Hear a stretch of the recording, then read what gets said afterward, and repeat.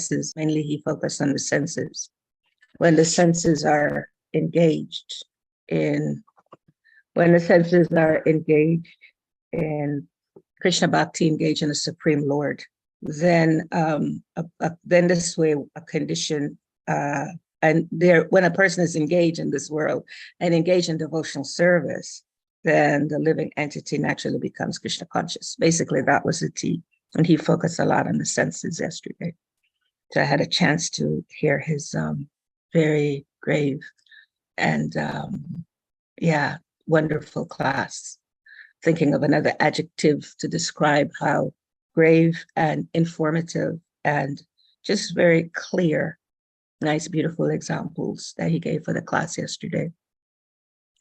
So today we're focusing on this text 16.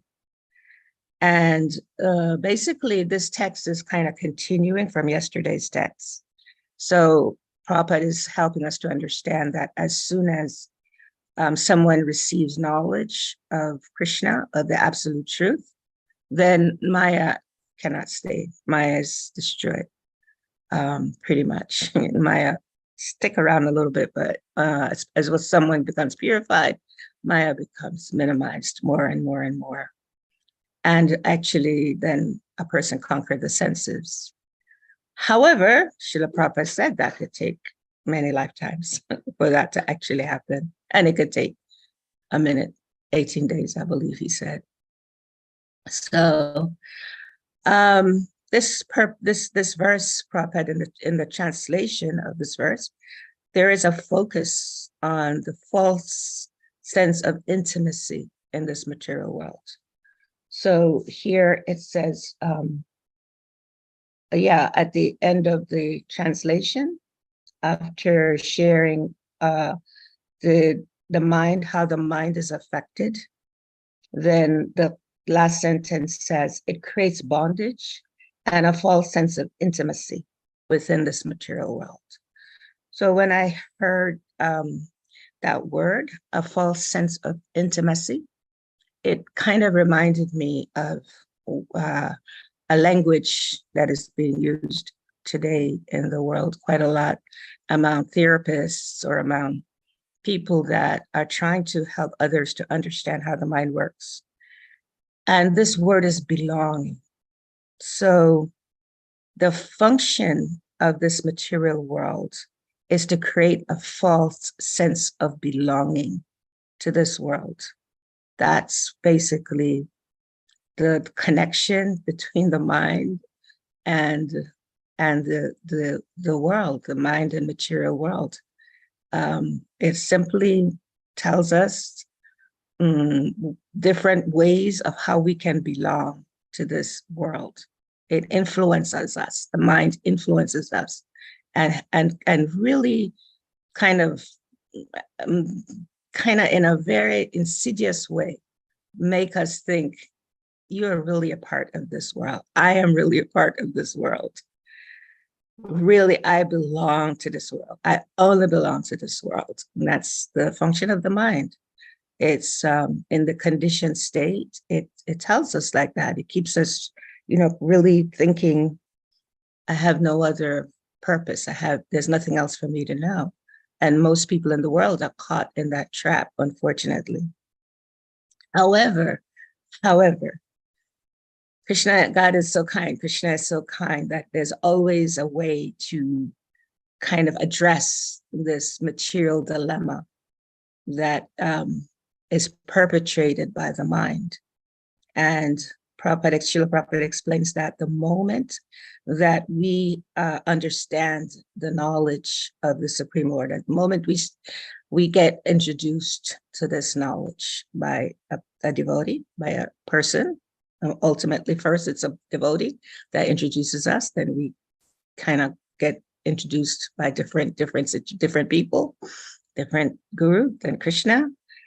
So the moment we get this introduction, then we start beginning to understand this false concept of belonging. So in the material world nowadays, in some circles, this is something that's being talked about a lot. I mean, because I work in this field, so many people, one of their challenges in the world today is thinking that they don't belong. Unfortunately, what they don't understand is, yes, it's a fact. We don't belong to this material world. However, many people, they see that their problems are all coming from not belonging in the material world, not belonging in different environments, different communities, not belonging in the world in some way or another, according to their expectation. And so then, of course, this creates what Prabhupada explains here, that it creates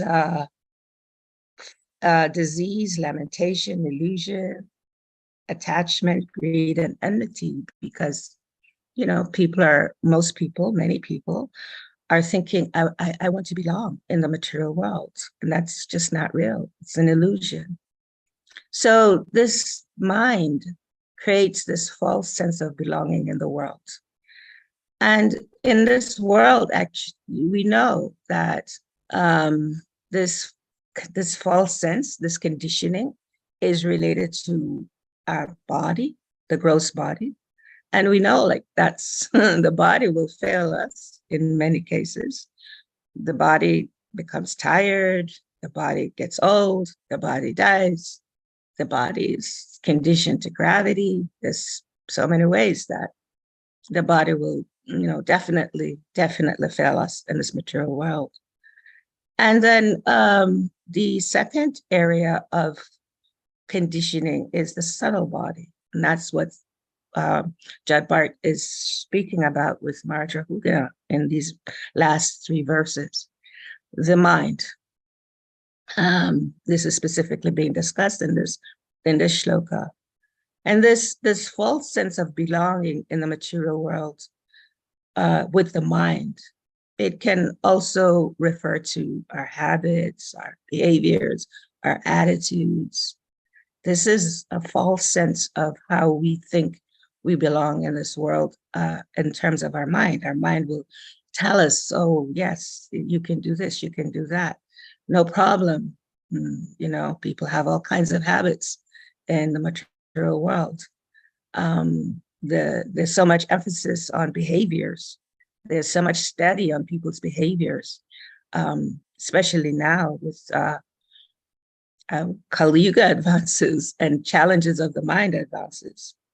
The attitudes of people has changed. We see today we have more mass murdering than we've ever had. So there's just so many ways that our subtle body becomes affected. You know, the mind becomes affected in this world where we have this false sense of belonging, that we want to belong to. And then, of course, I'm not speaking when I say we of devotees, because devotees have knowledge. So we're speaking about people that don't have knowledge. They don't have the knowledge of the soul. They don't have knowledge of the body. And then the last conditioning that I was, you know, just thinking about is this kind of cutthroat competition that people develop in this world. Cutthroat is usually, you know, offered by our environment. In our environment, there's no certainty in this world. There's no security. It's not so easy to survive in this world because each person thinks that they are the one to control another person, or they are the one that understands how everything is supposed to work, or they're the ones that Srila Prabhupada refers to as controllers, having this mentality of controlling or manipulating with their material energy. And so this creates this kind of cutthroat mentality. Now, what's interesting about these three areas of conditioning that people have in the world, many times these conditioning, when someone comes new into devotional life, they bring these conditionings with them into the devotional arena, into the community of devotees. And it takes some time, you know, it takes some time of hearing and chanting before those conditions can be minimized. So in many cases, especially when there are devotees that might be new on the path of bhakti. A friend of mine used to say, we're like potatoes in a barrel, dirty potatoes. I don't know. I see Dasha Prem is on the call here, and I'm not sure if he plants potatoes, but I do know, having grown up in in a country where agriculture was quite prominent, that when potatoes come out of the ground, they're pretty dirty. And so my friend used to say, yeah, we're like dirty potatoes, and they're all in this, like a tub, and we're getting stirred, and all the dirt is coming off, right? Prabhupada uses other examples, like we're in the room in the attic, and it's dirty, and it has to be cleaned, something like some example like that. So this happens as we're attempting, or as I am attempting to practice bhakti. I'm like a potato, like a dirty potato getting cleaned. And so this mentality of thinking I'm my body, or thinking I'm my subtle body, I'm the mind. I am not even aware sometimes that I'm, anything about the mind, might not have any knowledge at all about the mind in my conditioned state. And this cutthroat mentality, this comes from just, being in the world, living in the world today. This is the mood of the world today. And so the devotees, they, are aware, even though they may be going through the purification process, and they may not be absolutely healed from these conditions. They may not be absolutely on the path of pure bhakti. Still, because they've taken to the process of devotional service, Srila Prabhupada says that, they actually were on the boat. They were in the boat of devotional service. So they're given the shelter of the spiritual master. They're given shelter of the Supreme Lord, and they're giving shelter of the devotees. And in this way, I can cross over this meshes over these different ways that we're conditioned in the world. Now, Prabhupada explains here in this translation, because the mind is affected by disease, lamentation, illusion, attachment, greed, and enmity, then of course, this creates the bondage. So this is Srila Prabhupada's, this is in the translation, this is the way that we're kind of attached to this material world. So let's look at some of these. So lamentation, in the text, it says, in the transliteration, it says soka, of lamentation. So whenever we find ourselves, or whenever I find myself in a space of I could have, I should have, why didn't I? When I think of living in the past, it used to be like this. And certainly I live in that space a lot. Why couldn't it be like this? Why can't it just keep being like this?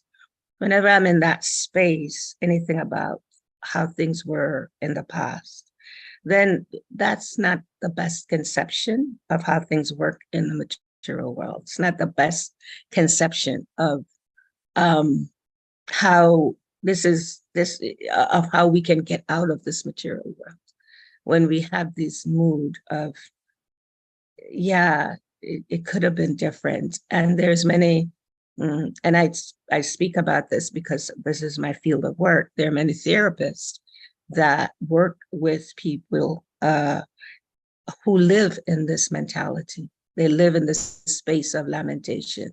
Why couldn't it have been like this? They live in the past. And this creates what Prabhupada says, moha. This creates expectations, right? We have expectations. We expect something from the material energy. Most people, they live in this mood of this material world, thinking the material world is going to give them some happiness. The material world is going to give them something. And they're not aware of how material energy works, because we can only be aware of how material energy works when we have knowledge. So this strong expectation from material energy is this moha, is expectations. We think that when I get, what I'm going to get, what I'm going to get. And people do all kinds of things, as we can see in our world. I don't even have to talk about that. People can do all kinds of just mad things in order to get something from material energy. The thing is, material energy don't ever really listen to us. Material energy just simply keeps the mind thinking, okay, yeah, you can do this, you can expect this, you can just go for it, try to get whatever you can. This is the mood that's developed in the material world. And then Srila Prabhupada talked about the disease of the mind.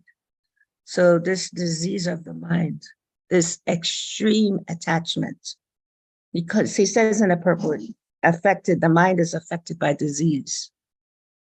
So this disease, this disease gives us this mood of thinking that this is all there is in this material world. When I die, that's it, nothing else. It's, I live, I die. Most people think like that. And many people think, if I have a plan about something in the material world, it has to go like that. No matter what, it has to go like that. They will do anything to let their plan work. This is the attachment that people may have when they're in material consciousness. And then this disease of the mind, it's really very prominent in our world today, very, very prominent. There's global mental health statistics that tells us over 970 million people around the world struggle with some form of mental illness. 970 million. 1 in 4 people will be affected by mental illness. And another part of the statistics tells us that there will be 8 million deaths each year that's attributed to mental disorder. And we know that mental illness affects our bodies. When we have this mood of expectation, when we have this mood of attachment, when we have this mood of lamentation in the mind, this will ultimately affect our physical body. That's just how the science works. The mind does affect the gross body. And so this is something devotees don't often think about, how anxiety causes this, eventually brings on some kind of mental illness. Stress brings on some kinds of mental illness. If someone is not balanced and focused in the knowledge of Krishna consciousness and the practical application of Krishna consciousness, then the mind will certainly become affected. Because this part of the brain, the amygdala, which is responsible for feelings, that's constantly going on, constantly. And so, our feelings, I remember reading statistics about our thoughts and our feelings and how quickly the synapses in our brain works with getting these different thoughts and feelings. So it's kind of, although we don't focus on this so much, as devotees, where our mood is like just chant Hare Krishna. And yes, that's so very key, very important to chant Hare Krishna. However, Prabhupada in this purport is mentioning himself about some of these ways, these forms of bondage that can affect us. And as I said, sometimes as devotees, aspiring devotees, we bring some of these mental conditioning into our communities and into our environments. Now, an interesting statistic that I found, which kind of, I was thinking, wow, that's pretty interesting. I was doing a presentation in India, and it was on mental health. And so I had to find some research to back up what I was sharing. And one of the latest surveys, which is 2023 in India, the National Institute of Mental Health and Neuroscience, found that 150 million Indians are in need of healthcare. So in the world today, there are 5 prominent countries that have like an overload of mental illness. And one of them is India. And people never think like that. Oh no, India has such beautiful, knowledge of the Lord. And certainly that's anyone that goes to India knows that's where you can, especially if somebody go to Vrindavan, any of the holy places, you can find Krishna. However, from 2021 to 2023, the mental illness, the mind disease have escalated to a point where it's becoming now unmanageable. And Prabhupada talks about in this purport, Jadbart is sharing how tomorrow's Rahugana about managing the mind. So when the mind becomes unmanageable, then a person can only be recycled, right? That's just what's going to happen. There's no way of getting around that. So over 10% of the population of India has been diagnosed with mental health concern. So mental health is definitely something that we need to look at. I remember my spiritual master told us many years ago, that mental health will become the #1 illness of humanity in the world. And now we see, he told us that like 20 years ago. Now we're seeing that this is actually a fact. And so these are some of the things Prabhupada has in the purport that causes us bondage. And as devotees, as aspiring devotees, unless we're pure, unless we're totally purified, some of the remnants of these memories may still be in the mind. Prabhupada talks about greed. Whatever I have is not enough, right? I always want more. Insatiable thirst that keeps us going for something that's actually futile. And that greed, it shows up. It shows up in many different ways. People want more money. They do anything to get more money. And we can say, well, we're engaging our money in Krishna's service, which is a beautiful thing. Yes, Srila Prabhupada did teach us about Yukta Vairagya, how to engage everything for Krishna. At the same time, it's important to check within ourselves. Do I just have this greed and this lust to get more and get more and get more? Even though I'm doing it for Krishna, is that disease, is that illness in me to just have this greed? The other point that Prabhupada mentioned, or the other condition, is enmity. And so this enmity comes up when anyone who doesn't fit our plans, right? I have a plan, and if somebody doesn't go along with that plan, then that person becomes my enemy. So we create friends and enemies in this world based on, just things that are so very insignificant. And because of this attachment that we have to based on our greed, this can even extend to our family members, can extend to our friends, can extend to anyone. And again, I'm sharing this not for aspiring devotees. I'm sharing because this is the condition of the world. And it's important because, Prabhupada created these this ISKCON institution in order to reach humanity at large, in order to teach humanity at large. And so we don't understand it ourselves. We don't understand what's affecting the world. Then how can we reach out to people in the world? And then the last one that Prabhupada mentions here about these conditioning is mamatam, the sense of ownership. And I believe we all understand that. You can be a brahmachari and have your little space in the ashram, and that can be a form of ownership, right? And it doesn't have to be a grihasta that has all these different things, that they also have this ownership. This ownership is so deep in the mind that it can extend. And I only use this example because my spiritual master used it about sannyasis and brahmacharis, that sense of ownership can extend even to their little spaces that they may have.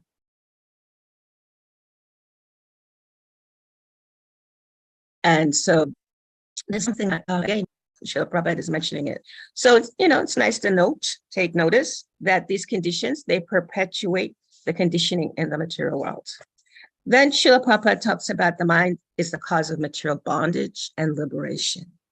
So, yeah, back to this point about belonging. The mind increases our senses of belonging in this material world.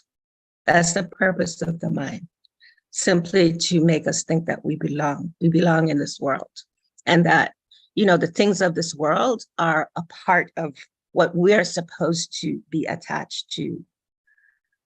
Now, the interesting thing is he uses this word here that it's also, the mind is a cause of material bondage, and it's also liberation, right? So he gives us this tip, this cue, that the mind can be used either way. The mind can be used as a form of keeping us in bondage, making us think we belong in the material world, or the mind can be trained to help us to know that we belong in the spiritual world, the spiritual arena, right? In spiritual situations. Of course, we all know this example where Srila Prabhupada gives of the knife. The knife can be used in a way to, as a surgeon, a knife can be used to help us, or the knife can be used to kill us. I mean, recently I was just hearing about, it's quite interesting, I was just laughing about this Brazilian convict that escaped from jail. And he's escaped now for, I think, 10 days or something. And there's a big manhunt for him. Police everywhere, right? This is in Pennsylvania. So as a reason I'm kind of aware, because I'm like, oh Lord, Pennsylvania, oh, what's happening? What's this? And so I wanted to know what that was about. So yeah, in Pennsylvania, I'm sure some of you have heard of this person, but he's totally, absolutely just, I don't know, though I can't even think of the word of how he is not, these police officers all over, they can't find him. They just can't find them, So back to this example, the mind as a surgeon can be used to help us, or the mind can be used as what's going on now with this convict. I guess they call him a convict. Where whatever he did, I was thinking he probably just need mental health care, because obviously, he's somehow not thinking properly about in terms of what he did. But in any case, so that's that mind. That's now that mind is a fugitive and is hiding, but he's hiding in such a way that nobody can find him. I mean, these first-class police officers, nobody can find him. So he's still a fugitive out here in Pennsylvania somewhere. Can't remember the town. So the mind can be used to make us fugitive, making us think we belong in this material world, or the mind can be used to help us to develop who we really are, that we are really parts and parcels of Krishna. And Srila Prabhupada, he gives us this practical way that we can develop this sense of belonging in our spiritual environments. He certainly gave us different methodologies of things that we can do. Engage in serving the deities, for example. There's so many of you are just so, loyal and dedicated and should take care of the deities so beautifully. This is certainly a way that we can cultivate the mind to belong in the spiritual world. The way we serve our spiritual masters, the Prabhupada gives the verse, Tadvidi Paripatena, Paripashena Seva, if we're submissive, if we ask questions, if we're loyal, these are ways that we serve the spiritual master.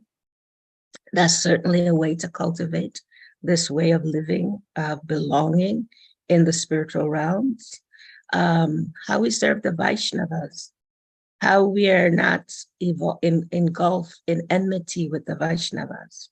Certainly, this is another way of engaging in the spiritual paradigm, and also, of course, service, devotional service, whatever we may do according to our different capacities. For me, I've learned over the years that my capacity is to work with people with the mind. I'm not as agile to do many things physically. However, somehow Krishna has kind of given me, or my spiritual master have given me some intelligence to learn how to work with people with the mind. So the mind can increase our spiritual sense of belonging. That's the point. And a major way that we do this spiritual sense of belonging is by hearing Srimad Bhagavatam. Just like everyone here in the class today, we're hearing. This helps us to develop the spiritual sense of belonging. And of course, this depends on our character. It depends on the consciousness of the person, to what degree we may be developing a spiritual sense of belonging, or to what degree we're developing a material sense of belonging. That's up to us. The mind must be trained. And in order for the mind to be trained, we certainly need guidance. And by accepting guidance, by being submissive, by being committed to guidance, then the mind will certainly be trained.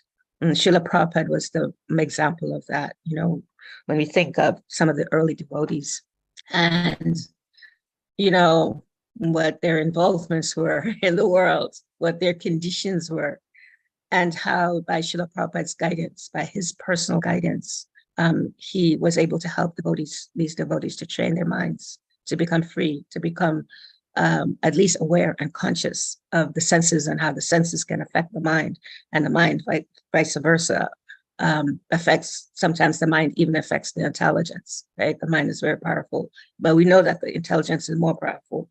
So Prabhupada, you know, he helped these early devotees to at least become aware of their intelligence, their spiritual intelligence. And so there is this beautiful verse that Krishna shares in the Bhagavad Gita, how we can use the mind to develop a sense of belonging in our spiritual circles. This is from the Bhagavad Gita, chapter 6, verse 5. And that verse says one must deliver himself with the help of the mind and not degrade himself. The mind is the friend of the conditioned soul and his enmity and his enemy as well. So that's the knife example. It could be our friend, could be our enemy, depends on us, our character. It depends on us. And just what consciousness, what level of consciousness we may have. So this part of this impure, this point that Prabhupada makes here, that the mind is the cause of both material bondage and liberation. So we can certainly be trained in material bondage, or we can be trained in understanding that we're servants, parts and parcels of Krishna. And then one last couple points is Prabhupada says the impure mind thinks I am this body, right? So when we think we're the body, we just want to enjoy. And frankly speaking, again, most people, before they started taking this process of bhakti, most people thought that they're the body. Some people might still do. Everyone has this conception in the world that has no knowledge. And this conception, why is it there? Why do everyone has this conception I'm the body? Well, what makes this like this? So in my studies, I learned that the reason is because this conception was created by Lord Brahma. He's the creator of this material universe. And so there's a verse in Bhagavatam in the third canto, Bhagavatam, it's chapter 12, I think. And there's a verse that says Brahma first created nescience, engagements like self-deception. So he's the first, he created all this. Of course, he prayed to Krishna to help him. Krishna gave him the intelligence. And It says, this verse says, the sense of death, anger after frustration, the sense of false ownership, and the illusory bodily conception or forgetfulness of one's real identity. So this was created by Lord Brahma. And in that purport, Prabhupada explains about these 5 kinds of nescience. He says that there is 5 kinds of different ways that we are in ignorance in this world, which is rebellious rejection of the Lord's service, so not engaging in devotional service, considering death to be the ultimate conclusion. Many people think like that. My mom, even though I've been a devotee for 40 years, she's been hearing me talk about Krishna. When I was with her, when she was leaving her body, she still believed that's it. When she dies, she dies. So there are many people that have this conception.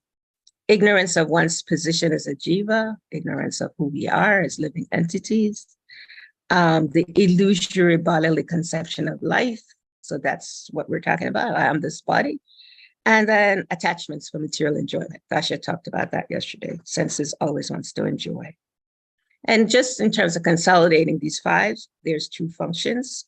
So what these 5 ignorance, these 5 ways of thinking, and as we belong, thinking that we belong in this material world, there's 2 things. There's just 2 functions of this, is that the function is to make us think that we're our bodies and that the goal of life is to enjoy.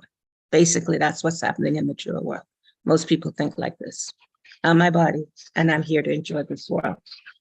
And, have no other knowledge other than that. However, Srila Prabhupada, he teaches us, he says that in the Vedas, this simple aphorism, if you will, aham brahmasmi, and spirit soul. You're not your body. So I always say Krishna Consciousness 101, chant Hare Krishna, and I'm spirit soul. I'm a spirit soul. So everybody understands. So as we become devotees, we understand, we start learning now, I'm not this body, I'm not this body. I'm a spirit soul, I'm a servant of Krishna. That's Anudas, right? However, Krishna takes it a little bit deeper than that. And Krishna tells us, he takes it to another level in the Bhagavad Gita, in the 15th chapter of Bhagavad Gita. And he tells us that the living entities in this condition of the world are my fragmental parts. So we belong to Krishna. Ultimately, we have a place where we belong. We have someone we belong to. And ultimately, Krishna says, you're a spirit soul, but you're more than that. You're more than just being a spirit soul.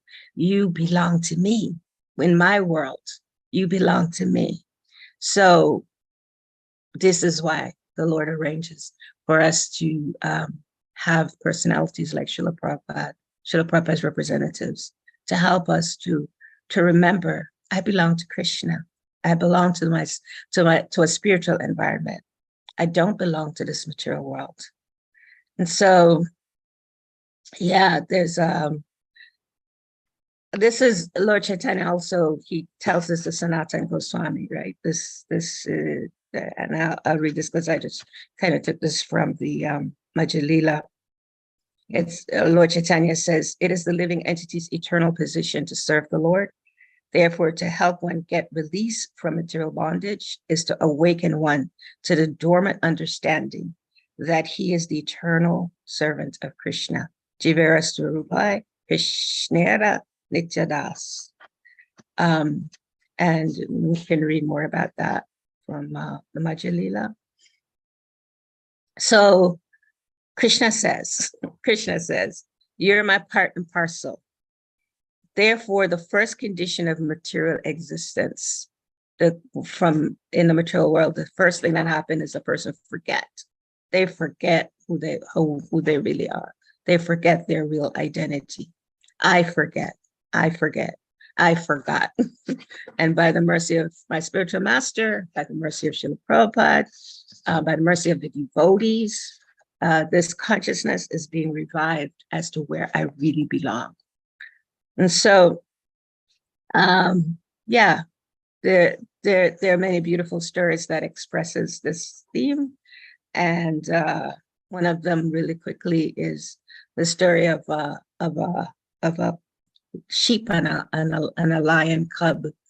And so this female lion had gone with her cub, and this cub got lost in the pasture with the sheep. And the cub started taking on the mood of the sheep, everything of the sheep, right? Because he's with them. The mother lost her, and so one time the lioness, she was coming again to hunt, and then she saw this herd of sheep, and she saw her cub, and she immediately thought, I got to get my cub. I got to get my cub back. Oh, I see. She found her cub. But what happened is when she went to get her cub, the cub was thinking that he's a sheep. So he was acting like a sheep. And then the cub was thinking this lioness is coming to kill her. So this cub was running and, acting like a sheep or whatever, however sheep act. And the lioness was like, no, no, no, no, you are my cub. Come on, you're not a sheep. You're not a sheep. And so then what happened is she picked up this cub and she took her to a pond, and she let her look into the pond, and then the cub could see, oh, I look like her. So, okay, maybe she's not going to try to kill me. So we're like that in the material world, right? We forgot our real identity, and Krishna is sending his representatives to come and get us, to remind us what our real identity is. And so the last statement Prabhupada says is the pure mind knows that he's not the material body. Therefore, the mind is considered to be the root of all material designations. So we can all think about different designations in the world that we created. I'm man, I'm woman, I'm black, I'm white, whatever. However, whatever the designations, we could go on and on and on and on. But what's the proper designation? That I'm Das or Dasi. I'm a servant of Krishna. That's the proper designation. And that may take some time. I know for me, certainly it's been over 40 years, and I don't think I have a clue about this. This can only be cultivated in the association of devotees. And not just association of devotees, because in the association of devotees, frankly, you can do all kinds of things, right? So this needs to be cultivated with devotees that are able to give shelter. This is to create like devotees that can help with our transformation. Devotees that helps us to hear, devotees that helps us to commit, devotees that helps us to be loyal, devotees that help us to not create enmity. This is the kind of association that we're all hankering for, longing for. And this association changes the heart, right? It's transformation of the heart. So again, it's important to hear from these great souls. That's what Srila Prabhupada is helping us to do, is to hear. And, Rupa Goswami, he's given us, like in the Upadeshamrita, ways that we can develop this, offering gifts, accepting gifts, hearing, of course, from great devotees that can help us to transform. And at the end of all this, ultimately, it's our choice. We can choose whether we cultivate our mind for material belonging or we cultivate our mind for spiritual belonging, for taking shelter of Guru and Krishna. I say cultivate spiritual belonging, even though it takes time. Thank you guys very much. And if anybody has any comments, personally, I like reflections and, so thank you. Srila Prabhupada ki jai. Yeah, Dasha Prema Prabhu. Dasha? Hare Krishna. Oh, yeah. Can you hear me? Yes, Prabhu. Okay, thank you. Yeah, thank you so much for taking time out of your busy schedule to come, address this topic for us. I was wondering, in terms of like the whole, like the mental health, it seems like it's obvious that things are declining, and in that regard, and it's kind of um it's declining also the like quality of living, and yeah, like we can't expect to live even like how our parents lived. So now also in ISKCON we seem to also have kind of inherited a lot of temples and a lot of responsibility, but you know, devotees are obviously, I mean, yeah, to some extent affected by these trends in mental health also. So I heard one interesting idea that we just have to get together and have like a massive grieving session and just realize how kind of, yeah, messed up we are, and then kind of say, okay, like come to terms with reality and then go from there. Um, so I guess I'm just wondering, yeah, if you could share some thoughts on just like the inheritance of ISKCON, all these temples. You know, obviously we have a big mission to fulfill, but then at the same time, is like this mental health thing is kind of very hindering. And so, Mm. what do you think? What should be done? What should Are you an advocate of the massive grieving session? Well, in terms of grieving, I teach a 10-week understanding your grief, which certainly covers grief of loss of community, loss of, the institution as it was. So yeah, definitely devotees, many of Srila Prabhupada disciples never grieved really for the loss of him. And so a lot of times what we see in our institution is people that are traumatized by that loss, even though it might have been many years ago, because they never really grieved in many cases. And so grief is a very important aspect. It's a foundational, actually, understanding of what creates conflicts in our communities. Many times people are grieving. Even when people say harsh words to each other, it's they're grieving because of something, some loss they've experienced. So yes, definitely. But very quickly also, I was in a seminar once in Mayapur with His Holiness Devi Maharaj, and he shared that every ISKCON community needs a psychiatrist on staff or a psychologist on staff.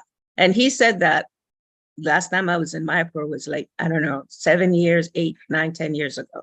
Or maybe 8 years ago, I was in Mayapur last. And maybe it was the last time I could have even been before that. So there is an awareness amongst our leaders that mental illness is definitely in our communities. There's no doubt, because people are traumatized because of loss. So yeah, it's sometimes as devotees, we get very myopic in our thinking. Oh, just chant Hare Krishna, just worship the deities, and that's Prabhupada's program. But Srila Prabhupada was also aware, just when we read this verse, of all the other ways that people are inflicted. And we can't say that we came into this institution without some of that affliction. We can't say that. So yes, Dasha, thank you for that. And thank you for that awareness. And it's nice when devotees are able to not just myopically think it's just about, the way to take shelter is just one way, or there's only one way we can teach devotees or help devotees. I find that for me, just the grief course, I have so many people, like we can't even keep enough grief course going for devotees that are really, having some traumatic situations or have had. Some devotees are traumatized just by how they were treated in our ISKCON society. Actually, Indradyumna Maharaj tells a story like that. He was in a church, and this person in the church was like tapping his feet. They were chanting, and this person was tapping his feet. And so then, this Prabhu told Indradyumna Swami, he says, look, that person, they seem to be enjoying the chanting. Indradyumna Maharaj says, okay, I'm going to go over there and give him Bhagavad Gita. Indradyumna Maharaj went to give him a Bhagavad Gita, and the person told Indradyumna Maharaj, oh, I already read that, and in that Bhagavad Gita of Srila Prabhupada. And he said, really? Where'd you get it? He said, well, I used to be a part of the ISKCON community. I actually was a part of ISKCON. He says, well, what happened? He said, I never belonged. I never really belonged. So yes, we need to help each other to feel like we belong in our communities, because that can be very traumatizing when we don't think we belong in a spiritual environment. Because then the tendencies, if we don't belong in our spiritual environments, then many people, if they don't have some foundation, will try to go back to belonging in the material environment, which is very unfortunate. Because Prabhupada gave Bhaktisiddhanta blood, sweat, and tears for devotees to belong to a spiritual environment. And we could say, well, it's your choice, somebody's choice, right? And that's true. Prabhupada says 50% is also based on how we make people feel when they're in our communities. I'm not sure what's happening with Radha. So what do I do now, Prabhus? I hope that was helpful, Dasha Prabhu, and thank you for bringing that awareness in the room. Thank you.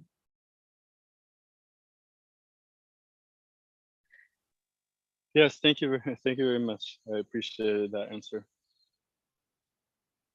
Okay. Dasha Dev Prabhu, do I end? What do I do?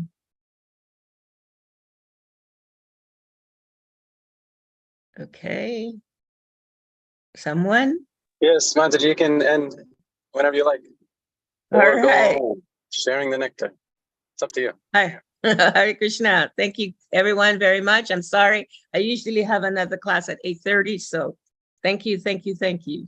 Hare Krishna. Thank you for inviting me, and I'm always grateful to be a part of the devotee Sangha. Thank you very much. Haribol. Thank you, Tarka. Thank you. Hare Krishna. Haribol. Haribol. Thank you, Leela Kishori. Thank you. Hi, Thank you. Krishna. Such a treat. We had you here twice. It's wonderful. Thank you. Thank you for taking the class, Yesterday's Mataji. mercy. Thank you. It's yesterday's mercy. And I'm waiting for when you're going to give class. Please, please, please, please. I'm going to come on the class. All right. Thank you, Priya Manjari. Only 2 weeks ago. She's going to do again this Sunday, right? Sunday morning. Okay. Thanks, Okay. yesterday. Can somebody please send out who's giving class so I can at least be aware? I'll put it on my schedule. We need some more volunteers. Unfortunately, there's not a lot of people who would like to do the service. And so some days we simply won't have class. But I'm trying my best. Yeah, no, I'm happy to support you. That I can do. I can at least send out who's giving class. If you need that, I could do that. Yeah, sometimes I have time at 7 and I'm like, I wonder, I need to get on the class. And then I would be thinking it was nice to know who's giving class. I know Wednesdays is Agari Krishna Prabhu. I know that for a fact. And I know Mondays is Dasya Prema Prabhu. I don't know anybody else. Anyway, thank you, Prabhu. Priya Manjari, thank you so much. iPhone, thank you. Jagannathani Prabhu, thank you. Dasya Prema, Yashodev, thank you. Thank you all very, very much. The Tigeranga, Jai Radha Damodar. Haribol.